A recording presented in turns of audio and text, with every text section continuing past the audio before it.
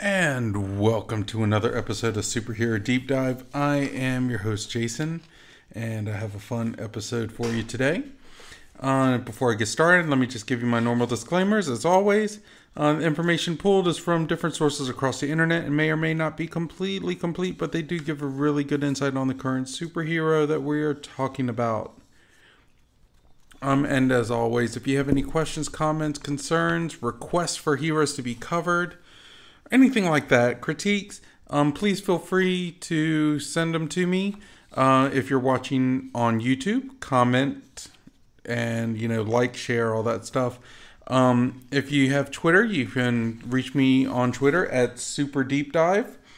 I'm also on Twitch at Super Deep Dive, and make sure you use the hashtag Superhero Deep Dive. And you always email me as well at b4itall@yahoo.com. So yeah. So this week is going to be a fun episode. I am going to introduce this person by the famous words of Cisco. Ooh, that magic so scandalous. And another sorcerer couldn't handle it. See you shaking that thing like who's the ish, with a look in your eye so devilish.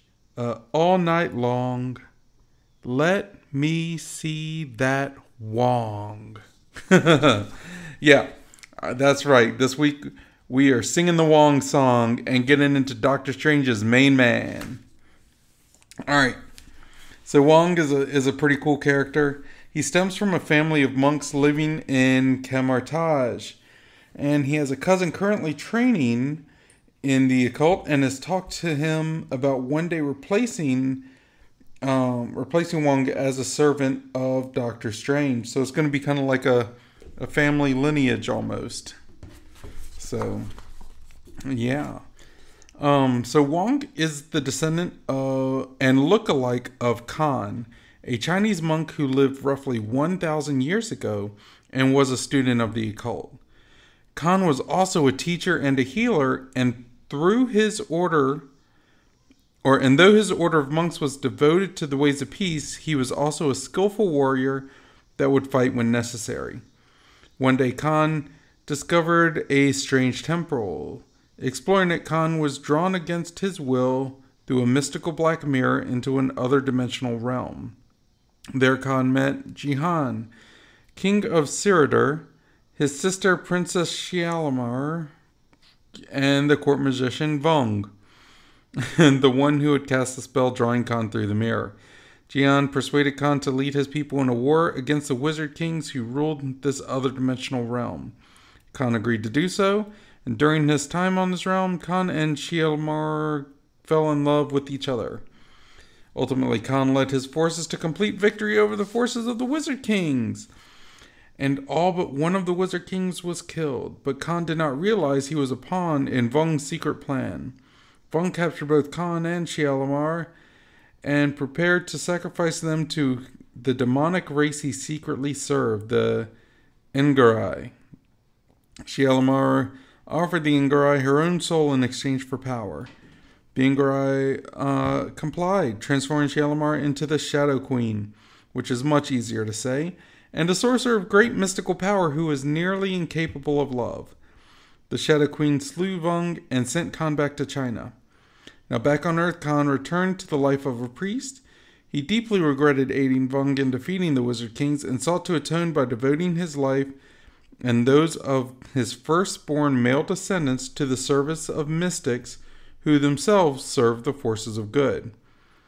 See, this is pretty cool because he's like, to atone for it, I'm not just going to fight for good. I'm going to be the servant of the one who fights for good. So that's a pretty cool twist on it. For 10 generations, preceding Wong, the firstborn male served the Ancient One, the former Sorcerer Supreme of the Earth Dimension. The last of the members of Wong's family to serve the Ancient One was Wong's own father, Hamir the Hermit, who remained with the Ancient One up to the time of the Ancient One's death. Wong was born in Camartage, the firstborn son of Hamir, and thus his life was dedicated to the Ancient One from earliest childhood. When Wang was 4 years old, Hemmer presented him to the Ancient One. Subsequently, Wang was sent to a remote monastery to become a student of the martial and mystic arts of Kamar-Taj and to receive training in how to serve a master sorcerer.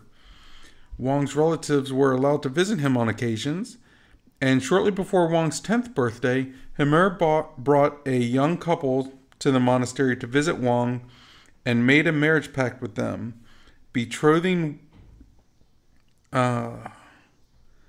I just lost my place because that was crazy. Okay, yeah, made a marriage pact with them, betrothing Wang to their as yet unborn daughter. During his training in the monastery, Wang mastered certain martial arts. He remains highly adept in the martial arts, although since actually becoming a servant, he no longer practiced them as much as he once did. When Wang reached childhood, the Ancient One sent him to the United States to become a servant of his disciple, Doctor Strange. Wang was the first member of his family to come to America. Wang has now served Strange loyally and well for many years. During that time, Strange has succeeded the Ancient One as Sorcerer Supreme of the Earth Dimension. Okay, so we kind of had to get a lot of backstory as to what made Wang who he is. So, yeah, there's that. Strange's secretary, Sarah Wolf, became strongly attracted to Wang, who began to reciprocate her feelings. However, Wang put an end to what might have become a romance with Wolf when he was notified that Ami Cheng, the woman to whom he was betrothed, had at last come of age to be married. Currently, Ami Cheng lives in New York City, and that relationship between Wang and Ami appears to be proceeding well. At one point, Wang was turned into a vampire by Dracula, but he was soon restored to humanity by Doctor Strange. Wang was later abducted by other dimensional sorcerers to the realm that was still ruled by the Shadow Queen. Doctor Strange followed Wang there and rescued him from the Shadow Queen's dungeon. Wang helped Strange battle the Shadow Queen, who finally perished. Wang was then attacked by a Nagari demon. Now look, this kind of pisses me off. Wang was turned into a vampire by Dracula, and he was cured by Doctor Strange. Which means Doctor Strange can cure other vampires. We gotta remember, Jubilee was bitten by a vampire and turned into a vampire. Why didn't he save her? I don't even remember him offering. That's messed up. Slap on the wrist, Doctor Strange. Slap on the wrist. Not cool. Not a cool move. Alright. So Wang and the empath, Topaz, were both abducted to another planet by the alien sorcerer, Earthona, when the latter used his magical powers to steal Doctor Strange's house and the mystical talismans and books it contained. Eartha even viciously mutilated Wang's face while holding him prisoner. Strange defeated Earthona and rescued Wang and Topaz. And back on Earth, Topaz used her healing powers to restore Wang's face to normalcy. So this dude just keeps getting messed up and getting put back together without a problem. Like, quit coddling the man. Let him stand on his own. Alright. In order to rescue Wang and Topaz, Strange had found it necessary to unleash mystical forces that he believed destroyed the mystical talisman and books that Earthona had stolen, thus preventing Earthona from using them for evil purposes. In actuality, unknown to Strange, the books and talismans were not destroyed, but were instead spirited away by the mystical entity Agamotto, whatever.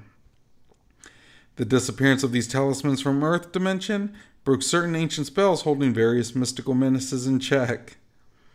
Strange subsequently cast a spell causing the population of the world, including Wang and Sarah Wolf, to believe him dead.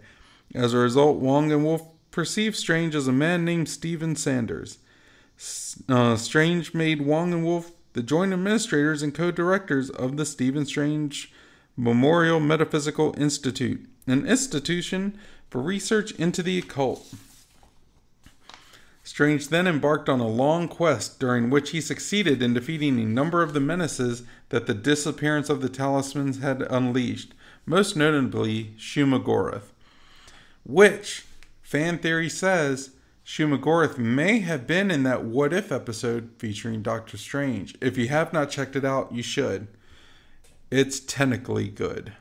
Tentacly good? I don't know. I don't know how to pronounce that correctly. All right.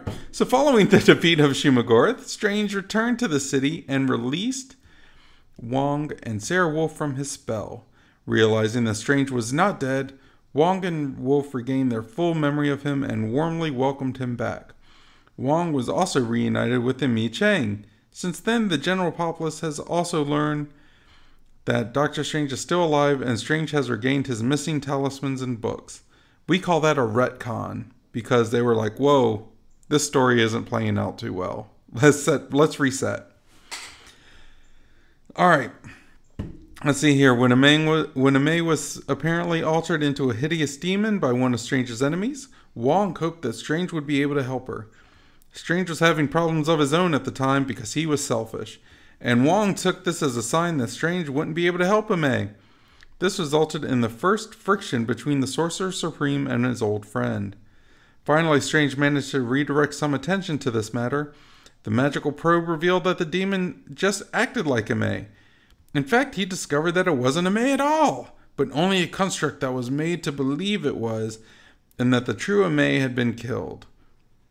Wow. Although Wong is as yet unmarried and childless, he has stated that his firstborn son will follow the family tradition of serving a mystic devoted to good. Wow. Wow. Okay. Wong's father is Hamir the Hermit, the former valet to Doctor Strange's mentor, the Ancient One. Hamir still tends the Tibetan monastery as the Ancient One's spiritual successor, while Doctor Strange was the Ancient One's mystical successor. Because they're separate, you know. There's a difference. Who is his physical successor? All right. Wong traveled to America to serve as both bodyguard and valet to the Doctor. He has faithfully served Doctor Strange through many adventures, such as when Strange led the Defenders, Secret Defenders, Ultimate Secret Defenders, Super Duper Secret Defenders, You Shouldn't Know About This Secret Defenders, and partly through his leadership of the Midnight Suns, which features your mom. Okay. Wong almost loses his life when he is kidnapped and mauled by a brutal alien sorcerer. Wong was one of the very few outside involved entities in the Infinity Gauntlet incident, though he initially perceives it as a troubling dream or vision. Okay, a little bit more. Strange later reestablishes himself at his Bleecker Street Sanctorum. Wong moves back in to provide his essential services, some of which, as he states to one of Strange's patients, are chef, housekeeper, martial arts instructor, mystical guardian, and insatiable adventurer. It is later established that Wong has been keeping a secret life from Strange. To keep unstable magics from harming the Sorcerer Supreme, Wong has established a willing sect of magical practitioners that take the magical harm upon themselves. Strange believes unstable magics are neutralized by confusing visits to the basement of his Sanctum Sanctorum. So, yeah. That's this character's history. That's just his history. That's kind of crazy. Like, it's like he was bred for serving. And, you know, that's not always fun. But I guess in this way, the servants are treated almost as equals, I guess. So, yeah. There's that. Alright, so, Wong's powers. Wong's power is, he's a skilled martial artist and he's a master of magic, and I heard he makes one hell of a grilled cheese. So, that's about the extent of his powers. Because I've seen the Sanctum Sanctorum. It's not as clean as it could be. It is not my wife's version of clean. It's probably fine for me, but just saying, it's not Alfred clean. Let's see. Fun facts. Wong appeared in the 1978 live-action made-for-TV movie series and pilot for Doctor Strange, portrayed by Clyde Kusatsu. Wong also appeared in the 1990 Spider-Man animated series, voiced by George Takei. This version wielded two mystically enhanced swords. Wong made a non-speaking cameo appearance in the Superhero Squad show animated series. And Wong appears in the animated film Doctor Strange the Sorcerer Supreme, voiced by Paul Nakalchi. This version has a full head of gray hair, is a master sorcerer, and serves as Doctor Strange's mentor. And then, of course, we have Benedict Wong, who portrays Wong in the media set in the Marvel Cinematic Universe, which is awesome. Benedict Wong, if you're hearing this, thank you for what you do. You make a great character. I love it. So, what do you guys think of Wong? Is he strictly just a side character? Does he have potential to do more? Can he do more? Like if he's given the reins, let's talk about that. Before I do, I'm just going to give a couple quick plugs because this is kind of my little break between this and the Power Expansion chat that we do. So if you're listening to me on wherever you listen to your favorite podcast, thank you very much. I truly, truly, truly appreciate your support. If you're watching me on YouTube, thank you once again. Feel free to comment, like, subscribe, share, anything you need to do. I would absolutely love it. Because the YouTube videos is just the podcast with the slideshow. So it kind of gives you the images of the hero that we're talking about. And of course, if you are listening to me on Outworld Fleet Radio, it's either a Tuesday or a Thursday because my show comes on Tuesdays and Thursdays throughout the day on Outworld Fleet Radio. And that website is www.un-con-ventional.com/radio. So check me out on all of those. As always, please feel free to reach out to me for anything, comments, questions, concerns, critiques, requests for heroes to be covered. I love it. I love it all. In fact, a good portion of my shows is people wanting requests on heroes. So thank you for that. That you can reach out to me on Twitch or on Twitter at Super Deep Dive and use the hashtag Superhero Deep Dive. Or you can email me directly at b4itall@yahoo.com. So yeah, let's get back into it. Let's finish this up with the power expansions. Now, in Wong's bio, I actually have two things. In Wong's bio, there is a section where he is training other magic practitioners to kind of take on some of these unstable magics. I would love to see him head that up. I would love to see a comic book series on that. I think that would be great because what a fun story with the kind of like underbelly, so to speak, of the magic world, because that could be something really fun. It could be a way to introduce other characters, and it's a way to build on Wong's impressive repertoire already. How he's training some of these guys to do things, and girls as well. It's gender fluid on that. But I think that would be amazing. One of the other things I have is Wong's current role in the MCU. I love Wong in the Marvel Cinematic Universe. If you haven't watched Shang-Chi, you should. It is a masterful movie. It's actually, I consider it one of my top 3 standalone Marvel movies. And when I say standalone, I mean of individual heroes, not like the Avengers. Even Guardians of the Galaxy considers itself as a standalone because it's one individual team. It's not individual stories kind of combining. So, but I put Shang-Chi up there with Iron Man 1 and Captain America First Avenger, and that's in no particular order. But Wong had a heavy presence in it. I'm going to try not to give any spoilers. the reference to Wong in Shang-Chi is from the trailer. So, if you haven't seen the trailer, I got no sympathy for you at that point. That's on you. That's on you at that point. But I think Wong, for the most part, should stay how he is. He's cynical, he's sarcastic, he's rough around the edges, he's blunt, but he's also really wise. Like, he's always got good insight to give. He's always got wise words. So let's keep that going for him. But here's where I want to evolve the character just a little bit. I want to have him take the place of Stan Lee in the Marvel Cinematic Universe. And let me just explain myself, because number one, no one will replace Stan Lee. Period. Stan Lee is Stan Lee. Period. What I am saying is take kind of like a similar role, like a similar position.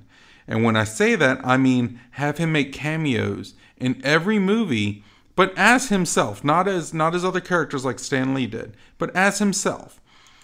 Just either being part of a story with a couple lines, or just in the background. Like seriously, this is Tuesday, September 13th that I am recording this. So this is Monday, September 13th that I'm recording this. So this will air Tuesday, September 14th.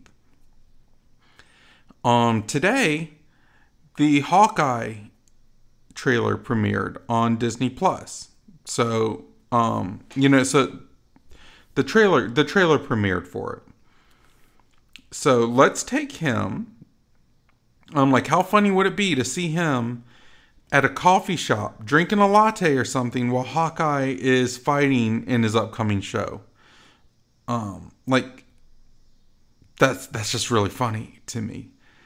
Because, like, he would always have something to say. He could help them get away if they need to, whatever. But, like, come on, that's just gold right there. In the comics, he was always respected as kind of like that trusted advisor, more so than just a butler or servant to Strange. And a good example of this, or a good metaphor, I guess, is the same way Alfred is respected by Batman and everyone in the DC universe that knows of Alfred. He's respected because he helped form Batman, and Batman has that respect, almost like a father figure. I believe that Strange has a similar kind of respect, almost like a brother with Wong. So, they should have that. But let's have him be more involved in the MCU. Like, for the most part, his role in the trailer for Shang-Chi, where he fights Abomination, was completely random. It showed up as just an extra, like, oh, look at that. But that's what gave me the thought of this ongoing part. Like, what if he has a connection to the Watcher?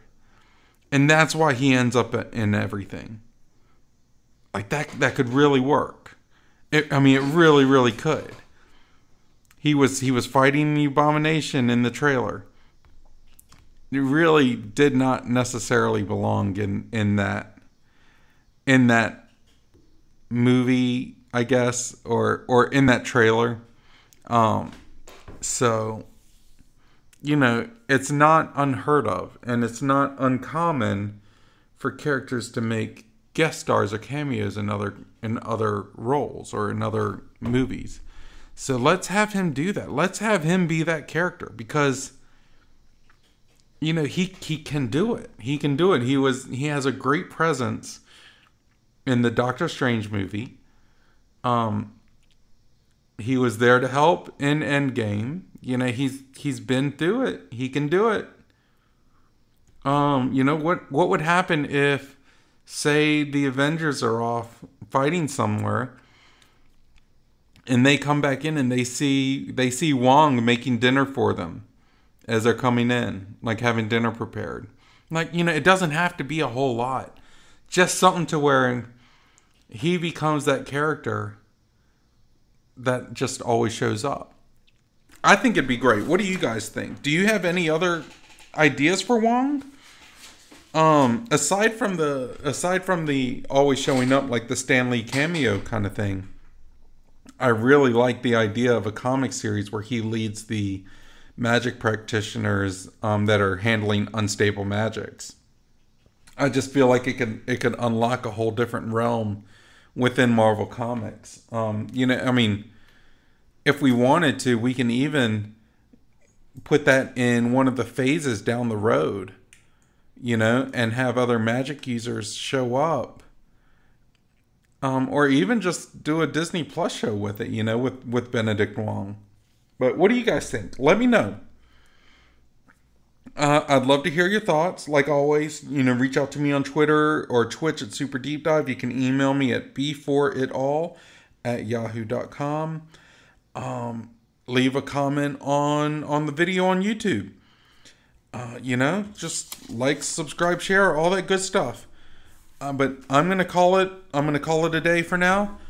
Let me know what you guys think. If you have any questions, comments, concerns, if you have any requests, I'd love to hear them, because there could be people that I never even thought about doing. And I'm fine with that too. But in the meantime, everyone be happy, be blessed, be safe, be smart. And if you're not smart, don't get caught. I'll see you later. Bye-bye.